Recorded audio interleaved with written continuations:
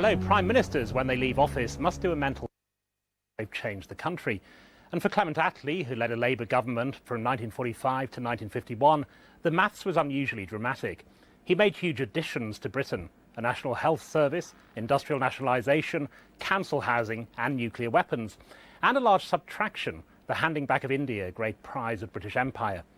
But 60 years on, there's considerable disagreement among political historians about whether Attlee got his figures right, with some believing that he went too far, others not far enough. There is, though, general consensus that his decisions continue to affect British politics today in such crucial areas as the running of the NHS and the military relationship with America.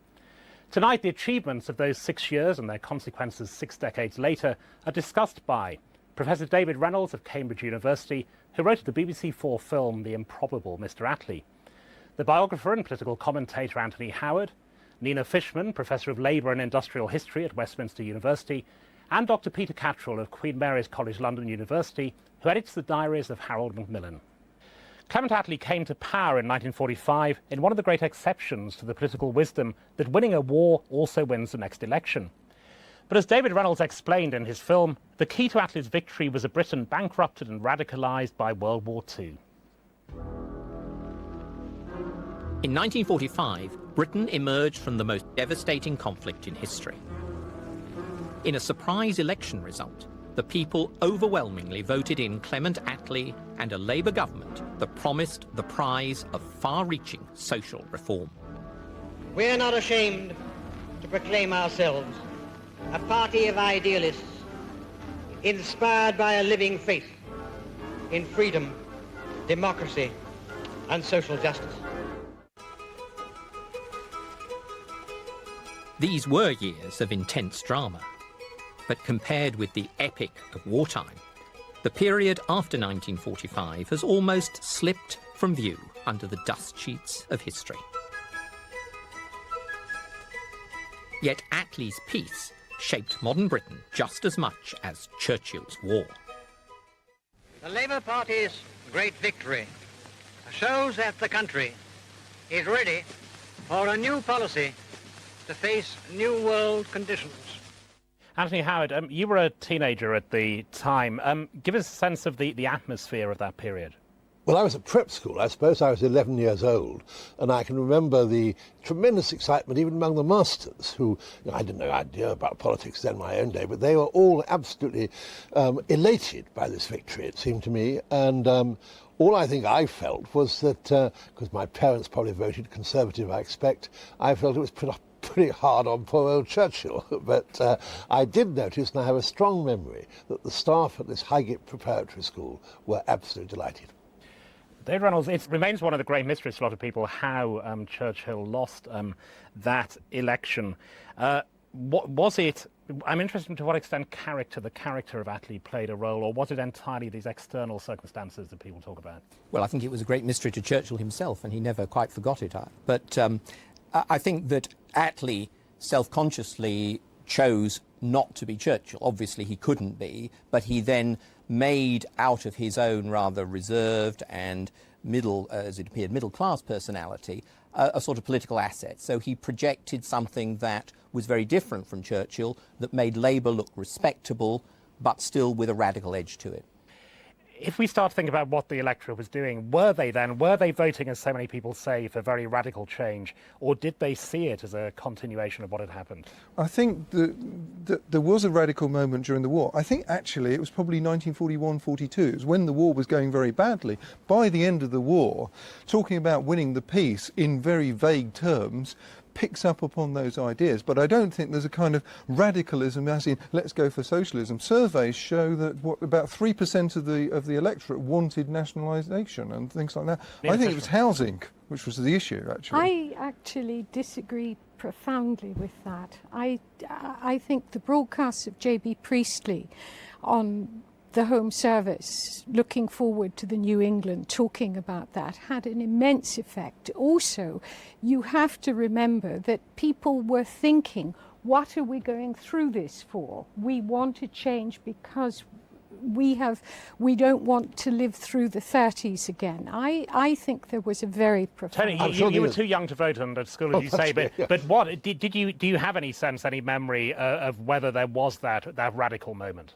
I think people were voting essentially in condemnation of what had happened in the 1930s. And when it put up a poster, Churchill saying, you know, help him finish the job, give him the tools, whatever it was, that wasn't what the mood of the electorate was on. They were saying we must be without unemployment, we're not going through that again, Joe marches and all the rest of it. And even the reverence which Churchill was treated in sort of middle-class homes, I think he came across very differently in barrack rooms and in the NAFI and this kind of thing. People thought he was a bit old hat. But also the level of anger. I mean, I had family in the northeast, and I was told stories of stones being thrown at Churchill's car after the war. There was that level, which a lot of people would not understand now, but a level of hostility. Well, that all came from the 30s. It seemed to me that people said it wasn't really Churchill's fault. He hadn't been in office since 1929. But nonetheless, the Tory party was held accountable, and that's really what they were voting for. But it's this whole period, really, from the end of the First World War. You know, we have this long period of industrial stagnation where the basic industries, coal, textile, shipbuilding and so on, are in decline. And that's the experience of lots of people in the north of England right through the 20s and the 30s. And that's something which I think when Labour says that's got to be broken, that really resonates with a huge part of the population. And perhaps of interest to us, I think the only British election between two bald men. I mean, certainly one of the very few. Which it looks very odd now that you could have had those two candidates. You mean they would have been made much more cosmetic? Or not even got to the leadership of their parties, perhaps. Yes, well, Attlee came in 1935 as a caretaker, and that he carried on all his life, in a sense, facing people who thought they were much better than him and were very keen to push him out. Peter Catterall. I think it's easy to get carried away with the idea that this was a great victory for the Labour Party. If you look at it in terms of percentages, it's not that huge. Comparable to John Major's victory in 1992, John Major got a majority of 21 as opposed to the massive majority that Attlee got. Also, was it a vote for social justice and social change? Well, Beveridge lost his seat in Berwick-upon-Tweed to a Tory. The Tory vote held up very well in some areas. And during the campaign itself, insofar as we can believe the Gallup figures for the time, the Tory vote even went up, despite the mistakes made in the campaign about taunting that a Labour Party government would lead to a Gestapo state, etc. It didn't seem to do them any harm. Terrible error. I mean, Attlee really trumped that straight away. I thought he handled that beautifully. Well, we move on to talk about Attlee's domestic policy. Political leadership is a game of take and give, forcing voters to do some things, obey the law or pay taxes, in exchange for permitting certain privileges and freedoms. The domestic policy of the Attlee government is a good example of this balance. Severe restrictions, the increase of wartime austerity measures and imposition of rationing were accompanied by an unprecedented level of services provided by the state, promising the people a new Jerusalem. At its heart was the nationalisation of the country's main industries. The railways, coal, electricity, gas, iron and steel, even the Bank of England were brought under public ownership.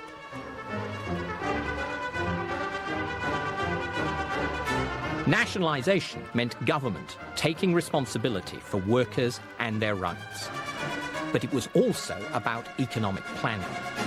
Labour intended to streamline hundreds of small, inefficient companies and set production targets for the benefit of the whole economy.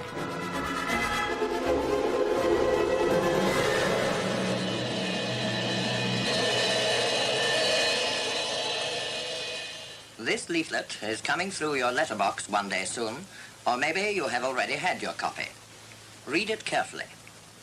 It tells you what the new National Health Service is and how you can use what it offers. The New Jerusalem was also about investing in people. Labour's second priority was a huge extension of the welfare state with a new National Health Service at its heart. The creation of the welfare state. Peter Catterall, again, these are often seen as acts of absolute landmark radicalism. Other people say they were continuation of things that were there. Which do you say? Well, if you look at when Attlee came to power, I think they had very little in the way of detailed planning for any of these things. There's reference to a kind of white paper chase of ideas which had come up in a haphazard way during the Second World War. The way in which the NHS is implemented certainly bears no relationship really to either wartime or pre-war planning. The way it comes out is Nybervan manages to get a winning coalition in the cabinet for a nationalised system against Herbert Morrison with Attlee's backing. The result is something which gives enormous power to, as David was saying in the film, the regionalised boards. It leads to an increase in health inequalities. I mean, the biggest increase in health inequalities in the 20th century was after 1948, when the NHS is created. Why? Because at the time, and indeed since, the things which determine health are public health issues, not the clinical emphasis that came out from the NHS system. Emphasising the hospitals in the way that Nybervan did skewed the whole thing and made it much less effective. You know, Fishman, it's become standard rhetoric at Conservative Party conferences in recent years to say the NHS was a Conservative idea, they would have done it anyway. I mean, counter-histories are difficult. Would it have happened without Attlee, without the Labour government? Something would certainly have happened. The BMA itself was pointing out the problems with the nation's health during World War II, so something would certainly have happened. The question is, would it have happened in the same way? And I'm sure Peter's right. I'm sure it would not have done, because Aneurin Bevan saw enormous savings and was very attracted by getting rid of any vestige about price or market. For him, the important thing was free at the point of demand, and for him, centralisation equaled efficiency. And I must say, I have difficulty knocking that. For me, it was a formidable achievement. I also think the Tories put up a terrible black mark. The first political meeting I ever went to was in Kensington Town Hall, I think 1948, and some questioner, I was only a boy, kept saying, "Did you vote against the National Health Service?" to Albert Miller, and he tried to flounder in a way, but in the end he was driven into corner and said, "Well, on the third reading we did," and that was a terrible stain for the Tory party to carry. David Reynolds, you use a very provocative medical metaphor in your film. You say that the NHS, from its inception, had a cancer gnawing away at it, which has led to problems to this day. Explain what you meant by that. Well, this is the structure of regional boards. I mean, both parties knew that there was a mess to be dealt with in the health service, but the drift of policy in the 1930s, I think, had been towards local authorities taking more control over these struggling voluntary hospitals and things like this. And Bevan went in a totally different direction, and he created this bureaucratic structure which was difficult to run, difficult to control by ministers, and extremely difficult to ensure financial accountability. And that's what I mean by a cancer that is gnawing away, really. But from the point of view of the user, is it a bad thing that ministers can't do much with it? From the point of view of healthcare, is it a bad thing that there wasn't financial accountability? It seems to me that the experience of the user in the 1940s and 1950s, right up into the 60s, was very good for the national health. Part of it, I think, was something to do with Peter Catterall has been trying to get in. Well, the point I'm trying to say is that by concentrating so much upon the hospitals, you actually put enormous power in the hands of the consultants. You didn't create a system which was actually free and equal at the point of use. You created a system which actually benefited the middle classes more than it benefited many of the working classes. And leads to the so-called postcode lottery today, where it's argued that it depends where you live, the kind of treatment you get. I'm just, before we move on, fascinated by the false teeth exception that was put in, because I think that has had consequences that people often say the NHS is the one thing you can't touch, and yet very recently it's been said that NHS dentistry has virtually disappeared. And so from that even to that extent, it's followed the Attlee rule. I think that's probably right. Yeah, I think it has. But it was, it was, in my view, the greatest single creation of that post-war Labour government. And the fact that even Mrs Thatcher had to say in the days of her hegemony, she was said, the National Health Service is safe in our hands. What more do we want to be told? We're talking about the egalitarianism and whether it made things more equal. That obviously touches on the education system. They set up a National Health Service. In the education system that they created, Tony Howard, was that radical? Was it radical enough? I think it was the great failure of the 1945 to 51 Labour governments. Here they came to office with most of the public schools, not Eton and Winchester and that kind of thing, but schools like, I don't know, Giggleswick or Rossall, really on their last legs, and you could have moved against them. And because Attlee was very conventional by nature and instinct, very conservative in all his social attitudes, he didn't want to push this. And even the Fleming thing, which was about guinea pigs, sending boys from the local authority areas to school and making the local authorities pay for them, even that very soon died. I think there was a misfortune in that Ellen Wilkinson, who was Minister of Education, died within about a year of the election. But their failure to abolish the public schools is, to me, the greatest single indictment. And you're arguing that they left the class structure essentially intact? Intact. They left it. They rebuilt it. I mean, when they came to office, the fact is not only the public schools, but the House of Lords they could have swept away. Goodness knows Attlee was less radical about the House of Lords than Asquith had been in 1911. Nina, they left the class system intact. They recreated it. I think the middle classes soon found that the Labour government wasn't very good for them. And in terms of public schools, I think that was of very little importance in terms of the egalitarian levelling impact of the Labour government. In the same way as fighting the war had meant that the middle classes had to go into the factories, had stopped being bank managers, go into the army, that same kind of austerity sacrifice continued, and indeed, as we know, was partly responsible for Labour's defeat. If you'll remember, you may not, in Emmanuel Shenwell, at a point in 1947, said, "I don't give a tinker's cuss for the middle classes. It's the working class that counts." Everyone said they were lower than vermin. David Reynolds, can you be a class war referee? We have one argument that they kept it exactly where it was, another they're more radical. What do you think? Well, I think their background is very much of their products of public schools. But also I think, part of what Attlee is, I think, and his colleagues are very conscious of, is that they've had two Labour governments before that have really, been controversial, problematic, have not got established.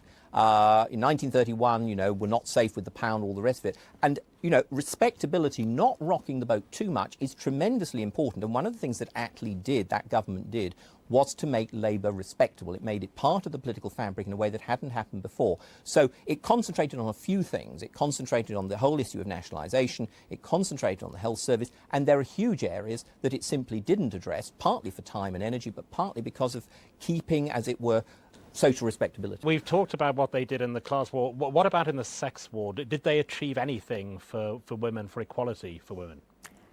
For me, that area of gender equality and feminism is the place where I have least time for the Labour government. I think they should have given a commitment to go for equal pay. There was very clear agitation at TUCs, trades union congresses, for equal pay. And paradoxically, I think one of the reasons they didn't is that there were a lot of communist women who were very active in pushing for equal pay. Another long political argument that Attlee started is the one over nationalisation and state control. If we talk about, first of all, the expectation, David, of the electorate, was it a matter of imposing all these things on the electorate, or did the electorate expect the government to provide in these areas? I don't think the electorate had a very clear idea what was going to happen. Indeed, most of the Labour leaders didn't have a very clear idea what they were going to do to honour the pledge about nationalisation. I think that the gut instinct of the electorate is that they want some commitment to post-war reconstruction. They did not think that the Conservatives would deliver that. I think it's quite interesting that we were talking earlier about the efficiency of national planning, and people at the time, or people in the Labour government, believed in that. Whether people still believed in that by the 1970s is, of course, another matter. I think there was this idea that you could just impose controls and so on, and you would get wonderful direction. My grandfather, who was a miner at the time, said to my father, the result is that we'll have exactly the same people running the pit the day after the things are taken over as the day before. And he was right. It didn't make a huge difference. Nina Fishman again, nationalisation didn't make a huge difference. Well, of course it made a huge difference. First Made of them all, more inefficient. Not at all, not at all. First of all, there had been a lot of planning going on about nationalising coal. Coal provided 90% of Britain's energy needs at that point, and it was indigenous coal. A lot of planning had been going on. It was goodness knows what made Manny Shinwell, the Minister of Fuel and Power, say there hadn't been, which is what he did. And it was a success because the miners' wages went up, working time went down, miners' communities became prosperous again for the first time in the interwar period. Now, you can say, looking back, Peter, that your granddad may not have worked as hard as he did in the 1930s. And Sammy Watson, the Durham miners' leader, was berated by old miners saying, people aren't working so hard. Is that a terrible thing? I don't think so. Productivity went down whilst investment went up. But the ultimate reason why I'm saying, I'm not just talking about coal, I think the problem with this is that in the end it's a monopoly. The best explanation of why monopolies are a bad thing I've ever read was written by Herbert Morrison in 1944. And he was explaining monopolies lead to rent seeking, monopolies lead to bad investment decisions, etc., etc. And then he says, but of course public monopolies wouldn't be like that. Well, this is of course nonsense. One of the things to talk about tonight is the long-term consequences of what happened in this administration. One of them for the Labour Party, certainly, Nina, is trade unions, that what Harold Wilson had to deal with, Callaghan, Tony Blair finally took on when he got rid of Clause 4, was that nationalisation gave great power to the unions in the Labour Party, which became an issue, whether we say it's a problem or not, for all subsequent Labour leaders. Nationalisation did, yes, but so also did the fact. David mentioned public school people in the Labour government. There were also many trade union leaders, not just Aneurin Bevan. You had Jim Griffiths, another South Wales miner, who enacted the national insurance system, not to mention Ernest Bevan as Foreign Secretary. The Attlee government depended on trade unions, and at that time trade unions were seen as a responsible pillar of society which had played an important part in winning the war. Peter Catterall, the sense at the beginning a lot of people had of the crusading government, you seem to suggest that this disappeared quite quickly.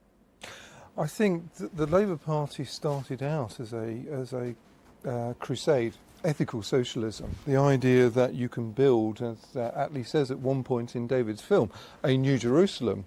I think the thing with the Attlee government is that it turns that crusade into the defence of a series of institutions instead. Whereas at one time creating a welfare state was seen as a way of building a happier society in which people could indeed pursue liberty, freedom, opportunity and so on, it becomes an end in itself. The NHS becomes a shibboleth, and it becomes something that you can't criticise because it's up there. As Nigel Lawson says at one point, the NHS is the closest thing the English have to a religion. And you can't criticise it, but the point is that it doesn't necessarily deliver everything that either Nye Bevan or Clement Attlee would have wanted. So what happens after this is that the Labour Party get into the technical defence of nationalisation, the technical defence of these institutions, rather than continuing to be a crusade for the betterment of the people. I think there's a quick sense, there's a sense fairly soon amongst the electorate that nationalisation has not delivered in the way they had hoped. On the other hand, the National Health Service, for all sorts of reasons, is there in the centre as the sort of exception to that generalisation. That's an acceptable part of nationalisation, but the industries you know, the enthusiasm runs out, and indeed Labour's enthusiasm for nationalising more industries runs out in, you know, the 1950 government. Well, we move abroad now. If Attlee's domestic decisions have proved lastingly influential, so too has his foreign policy. The Prime Minister accepted and even extended Churchill's policy of support for America, increasing military cooperation with the setting up of NATO. But Attlee also made a crucial decision independently to establish a British nuclear deterrent, and also began to change the shape of the British Empire, withdrawing from India and going to war in Korea, as David Reynolds explained in his film.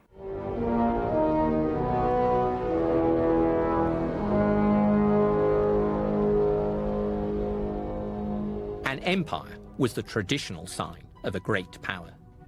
But just 2 weeks after Attlee became Prime Minister, America dropped atomic bombs on Japan. The question now was whether Britain had to become a nuclear power in order to stay at the world's top table. Most important of all was India. Here, Attlee was unusually passionate, having argued for years that Britain should give this vast country early independence. India, once the jewel of empire, was now a financial liability for Britain. In June 1950, troops from communist North Korea invaded the south. President Truman, rightly convinced that Stalin had given the nod, decided this was a crucial test for the West. Korea was Attlee's moment. With Bevin and Cripps ill and exhausted, the Prime Minister took centre stage. He insisted that Britain must send its own troops to Korea. This, he said, was a vital test of the alliance with America. David Reynolds, we've been trying to get at some sense of the attitude of the electorate to a lot of things. What about their attitude at this time to the British Empire? Was it a significant asset? I think most people still thought in terms of a world that had a world map that had a lot of pieces of pink on it. There was, of course, considerable debate in parts of the electorate, indeed particularly in the Labour Party, about the future of empire. This was an area on which Attlee had strong opinions, which go back well before the Second World War, that India was a case where the British simply had to move out of the era of formal empire. But Attlee, on the other hand, did believe that Britain should remain a great power, and this was the juggling act that he was engaged in foreign policy. And Tony Howard, we're inevitably talking a lot tonight about how much would have happened anyway. India is an example of that. India would have gone, whatever government had been formed in 45, wouldn't it? Well, it would have taken a great deal longer. Churchill personally was not at all happy about it. Now, there were other people in the Conservative Party, like Rab Butler and possibly even Hal Macmillan, who said, you know, we've got to recognise reality. But Churchill, I think, saw this as a really devastating blow. And, of course, there were people like Enoch Powell in the Conservative Party who wanted actually to recruit an army to go back and reconquer India. And so I think it would have happened very differently. I think it's Attlee's great memorial. All right, a lot of people were killed, I know all that, but I think by realising you had to go for it and bringing the date back to August 1947, I think it was, I think he showed great flair and great statesmanship. Peter Catterall, when we talk about legacies, the special relationship, clearly, although in fact Harold Wilson would keep Britain out of the Vietnam War, but Tony Blair, in his attitude towards America, is very Attlee-esque. Yes, I think that the question is, how far do you go and say, OK, thus far and no further?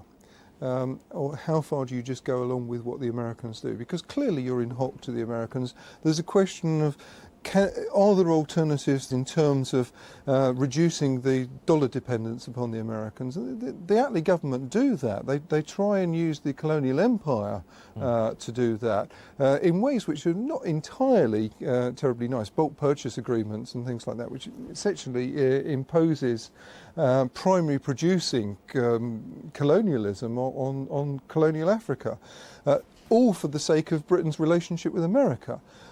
The question is, could they have done anything different? I think that's one of the fundamental problems here. I think Ernest Bevin had an immense influence on American foreign policy, on shaping the Cold War world. And I have no problem whatsoever with what he did as Foreign Secretary whilst he was healthy. I think the real problem, and I'd be very interested to hear what David has to say about this, is when his powers started to fail, Exactly, he became very poorly. That's the point I was talking about.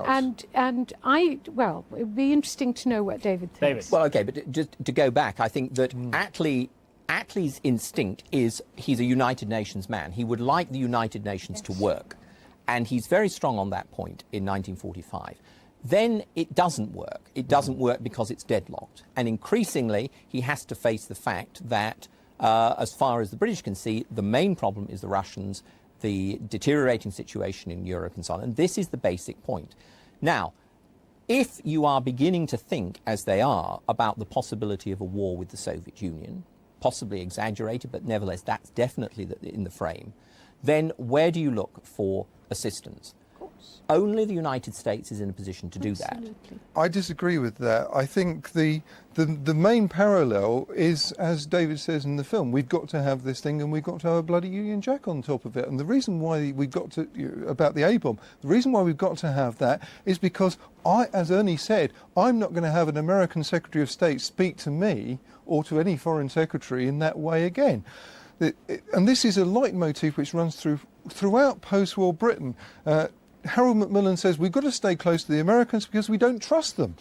And I think that's still there. And with the Iraq War, you've got very clearly the decision is taken to go to war, and you're scrabbling around by the Americans, and you're scrabbling around for a reason to go along with them. So I think it is being tied to the Americans' chariot wheels. I mean, Tony Howard, can Tony Howard just adjudicate on that point as a commentator? Well, I think that there isn't really a close parallel, though of course what the Attlee government did, and it was very interesting, they bent over so far backwards to be a loyal ally to America that they imposed on the government in its last years a rearmament programme that was wholly unrealistic, and that even the Churchill government had to unscramble. Whatever the views of the panellists of the Attlee administration, they were rejected in 1951 by the British electorate. Tony Howard, why? Well, Labour got its highest vote it ever had in the 51 election. It got more votes than the Conservatives did. So it wasn't a disgrace, that election, at all. I think it was a large part to do with austerity. The British people were sick and tired of going without things. And when Churchill said, set the people free, I think that had a wonderful emotive pull. And, they were sick of rationing. They said, 6 years since the war was over. And certainly I remember when I went to see Wilson in about 1963, I just contributed to a book called The Age of Austerity. He gave me a terrible dressing down and said, what the hell are you playing at? The last thing we want to remind people about. And I think that was the main factor in it. Peter Catterall, we've played, because it's fascinating, with counter-histories. If Labour had won in 51, how different would Britain be? What would their second term have been? Well, I think to a large extent they'd ran out of ideas by 51. They didn't intend any further nationalisation. Steel was very definitely the last one. Morrison hadn't even necessarily wanted to go as far as steel, quite frankly. You had these corporations being set up, but I really don't think they had much idea as to where to go next. And some of the ideas, the radical ideas which had been around in the 1940s during the war, of allowing more citizenry, allowing citizen welfare, more freedom, etc., have been deluged by planning. I mean, one planning minister said, I don't hold with these ideas of experiments in freedom, the idea of allowing people to have more initiative and control over their lives. So I think they were going further and further down what was becoming a blind alley. But I think Peter's wrong about Labour having run out of ideas. Yes, there were the older men, but on the other hand, Morrison, who for me is the most interesting creative thinker about democratic socialism the British Labour Party had, would have had a lot more room without Ernie Bevan and Stafford Cripps. I'm sure we would have got further in education, experiments in comprehensive schools. I think had Labour won, they would have benefited in the same way Churchill did with economic recovery. And so it wouldn't have been the Labour of austerity, it would have been the Labour of prosperity. Tony Howard, looking at the administration from 60 years distance, it's what the argument has been about, really. To what extent it was change, to what extent it was continuity. How would you characterise it? I think the Labour government of 1945 to 50, I'm not quite so confident about the 50-51 one, was one of the great changing governments of the past century. And I think myself that Attlee was probably the greatest peacetime Prime Minister of the 20th century. And Peter Catterall, Attlee himself, it's much more fashionable in America. Every year there's a poll of presidents and where they stand historically. But where perhaps does Attlee stand in all that? Well, there was actually a survey done of political scientists and historians last year. 150 of them responded, and Attlee was placed number one of the 20th century British Prime Ministers. However, I hasten to add 55% of the respondents identified themselves as Labour supporters, so perhaps it was a kind of self-selecting result. If you're asking me how I would view Attlee, I think he was a good chairman of the cabinet. He dealt with a very fractious cabinet generally very well. Whether he was a creative prime minister or whether he was able to deal with those difficulties well is another matter. I certainly agree with Tony that there's a tailing off as the government goes on. Tony, it's well known that Tony Blair studied very closely the Wilson administration and in a lot of cases did the exact opposite. Attlee was a lesser figure, I think, for him. Is there anything that Attlee can teach modern politicians? Because spin doctors, as we know, look at him and say, "Ooh, he'd never get in now, he'd never become leader." Well, I think he can teach the present Labour government quite a lot about, that it's quite a good thing to have penny plain government. You don't always have to have tuppence coloured. Don't you think that if there is one very important lesson for this Labour government, it is the collegiality of that cabinet? Yes, there were rows, yes, there were conflicts, but Attlee relied tremendously on his colleagues. Well, I think he relied heavily on Ernie Bevin, didn't he? I mean, I think that the collegiality would... Well, I mean, there was an awful lot of fratricide going on there as well. I mean, I'm not sure how... If you've got talented people, of course you have fratricide, but they pulled together at important points. Look at the terrible winter of 1946-47. Look at the dollar crisis. Look at how well devaluation was handled, keeping it a secret, not letting it leak. I'm impressed. I think some of that is to do with a different kind of climate for news management and manipulation and so on. I mean, I think that a great deal more could be kept. The appearance of consensus could be maintained because much less actually leaked out compared with today. David Reynolds, concluding, I started tonight by saying that Prime Ministers, as they're hustled out of number 10 into the waiting car, they obviously do this calculation, how much have I achieved? Looking at that with Attlee, how much in the end did he change Britain? How much, if at all, the world? Well, I think we would not have had the scale of nationalisation without the Labour government. I think we would not have had a national health service in the form we had it without Attlee and Bevin, because he supported Bevin and made it possible. I think Attlee did take a radical stance on India. We would probably have been there a lot longer otherwise. I think most governments would have, a Conservative government would certainly have gone for a British bomb. But I think Attlee has a significant role in a number of major changes that took place in those years. Thank you very much to David Reynolds, to Anthony Howard, Nina Fishman and Peter Catterall, and goodbye.